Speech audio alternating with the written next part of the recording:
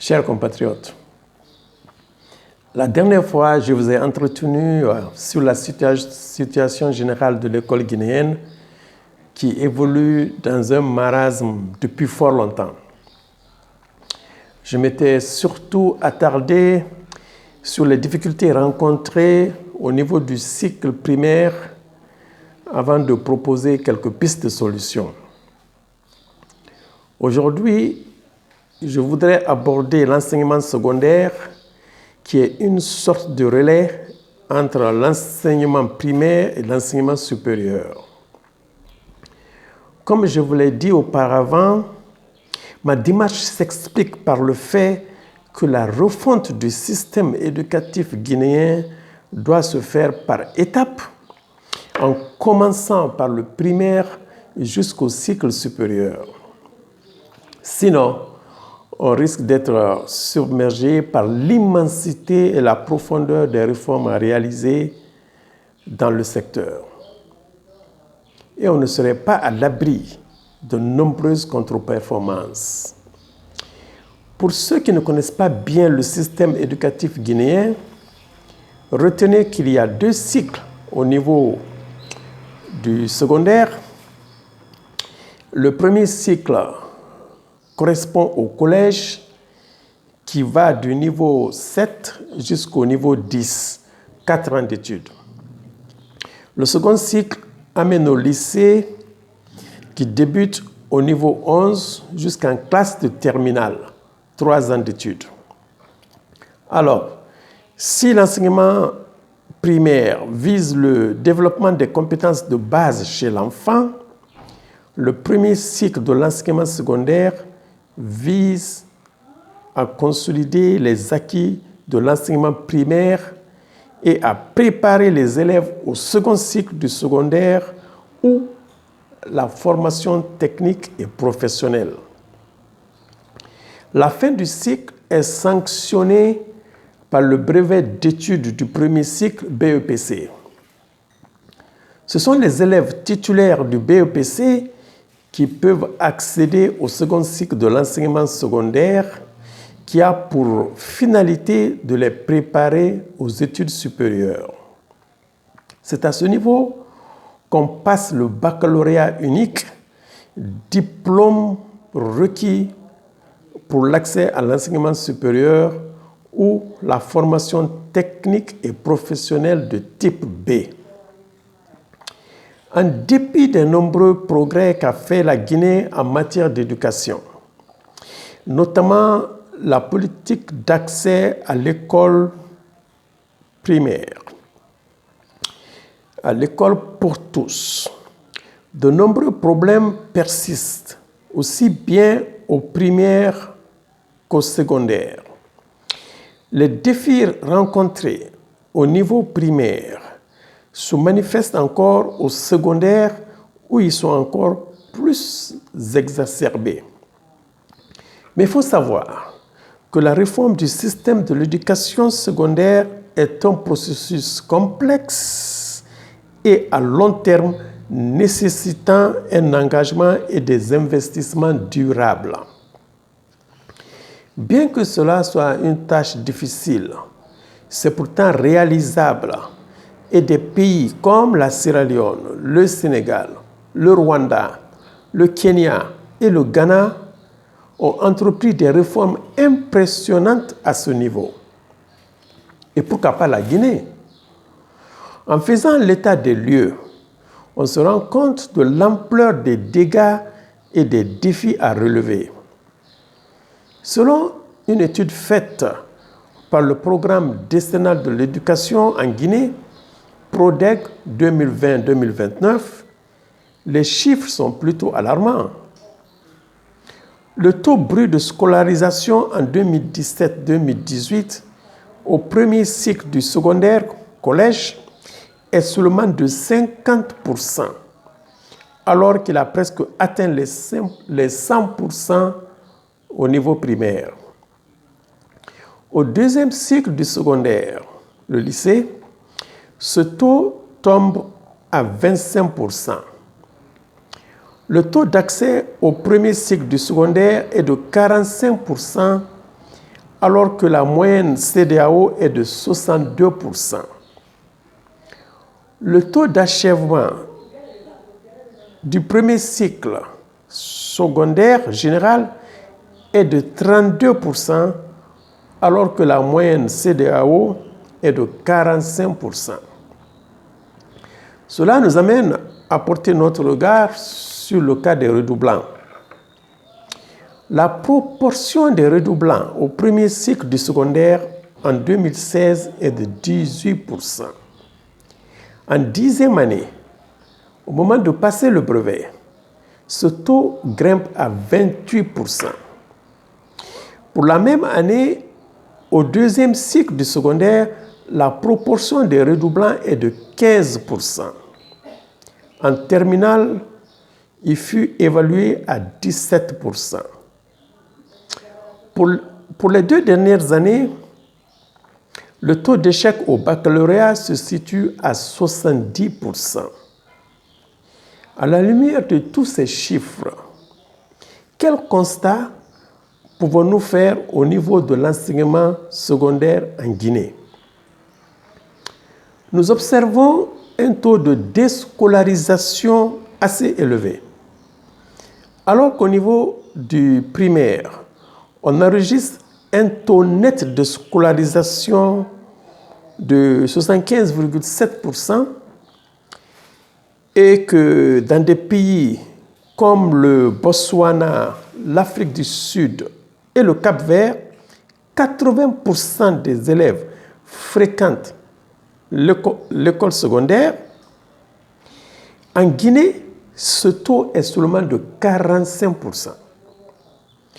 Il a été mis en évidence que ce taux de déscolarisation est plus élevé chez les ruraux, les élèves issus des milieux défavorisés, les filles et les handicapés.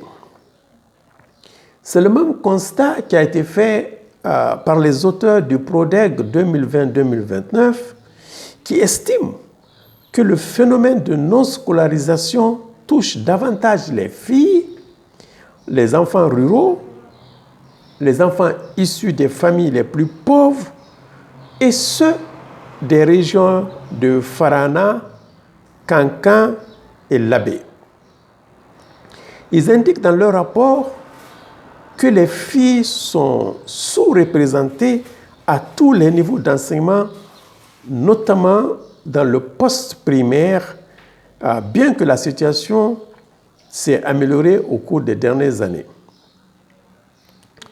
Un autre constat que nous pouvons faire au vu des chiffres est que le système est en train de financer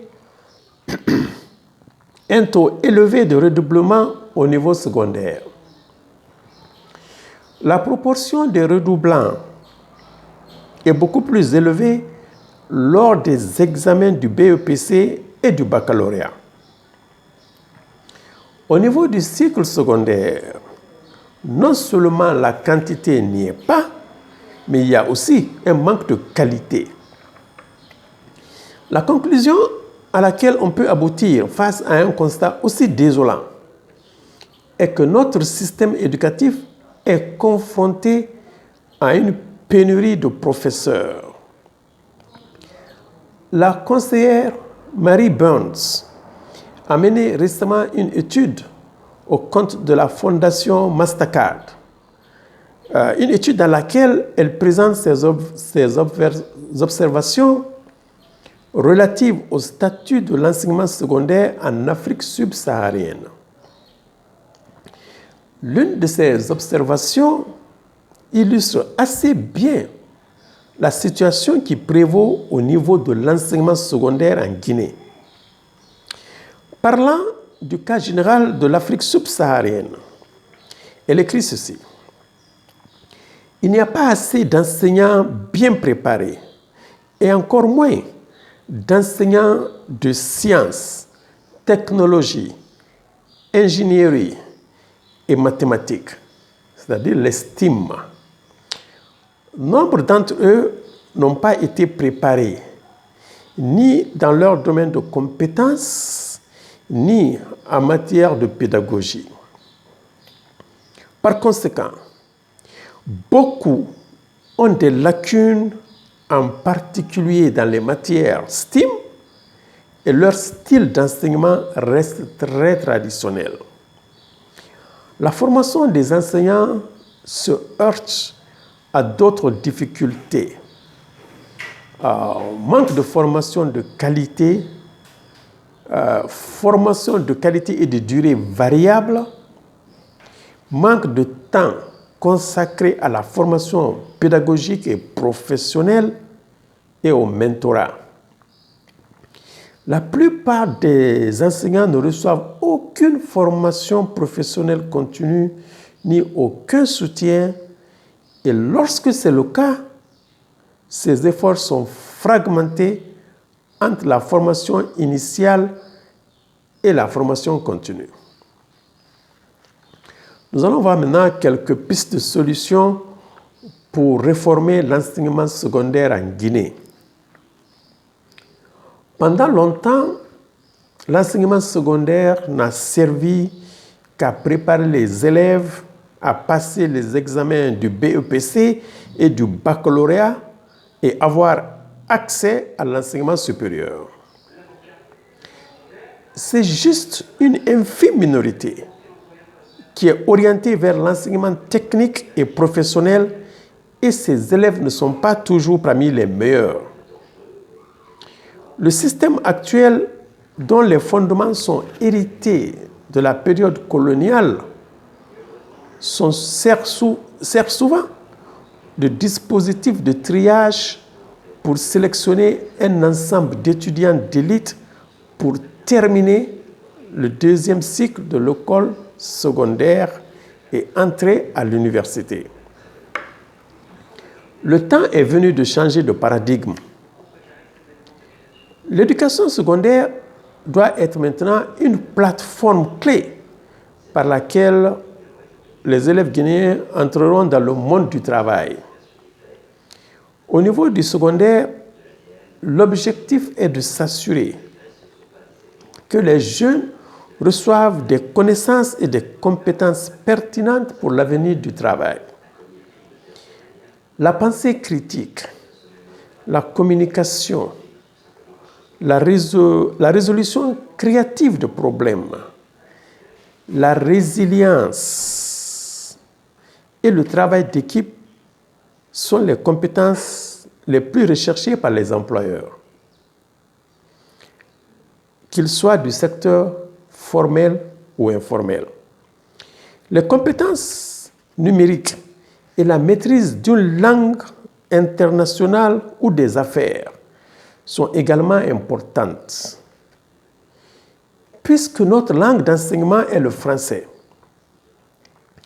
l'anglais, qui est la langue d'affaires par excellence à travers le monde, doit être enseigné obligatoirement à tous les élèves guinéens du collège jusqu'au lycée.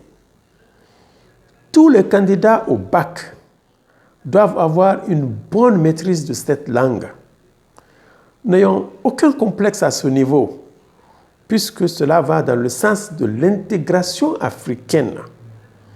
La Sierra Leone et le Libéria, des pays anglophones, sont nos voisins les plus proches.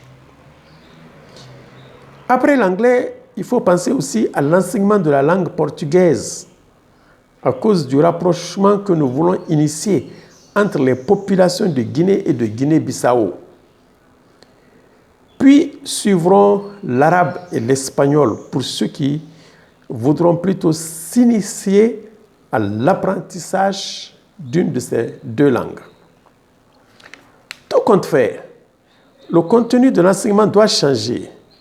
Il faudra mettre plus l'accent sur les sciences, la technologie, l'ingénierie, les mathématiques et exiger que tout candidat au baccalauréat soit au moins bilingue en français, la langue d'enseignement, et avoir une bonne maîtrise d'une langue d'affaires.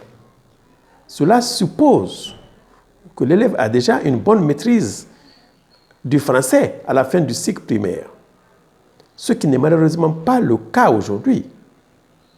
Mais il faut reconnaître que nous ne pourrons arriver à de bons résultats sans un financement durable et soutenu des réformes qui seront mises en œuvre. Et ce financement doit tenir compte de l'équité en apportant l'aide aux plus défavorisés et aux filles.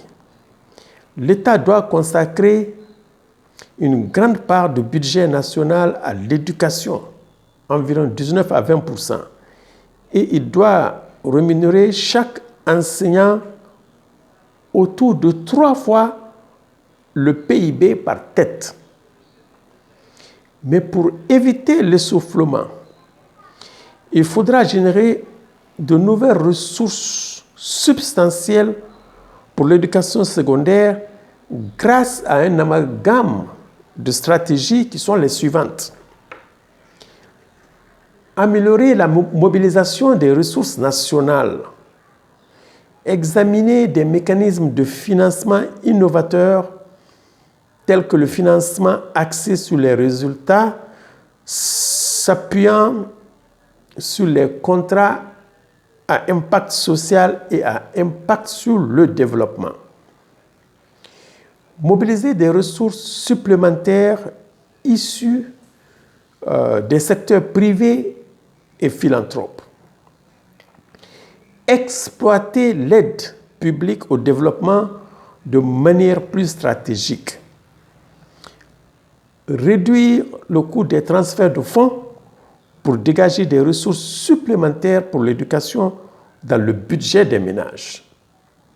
Sans ces investissements importants dans l'éducation, les chances de réussite d'une réforme profonde seront très minimes. La prochaine fois, nous aborderons le cycle universitaire. Vive la refondation, vive la République, vive la démocratie, vive la Guinée. Je vous remercie.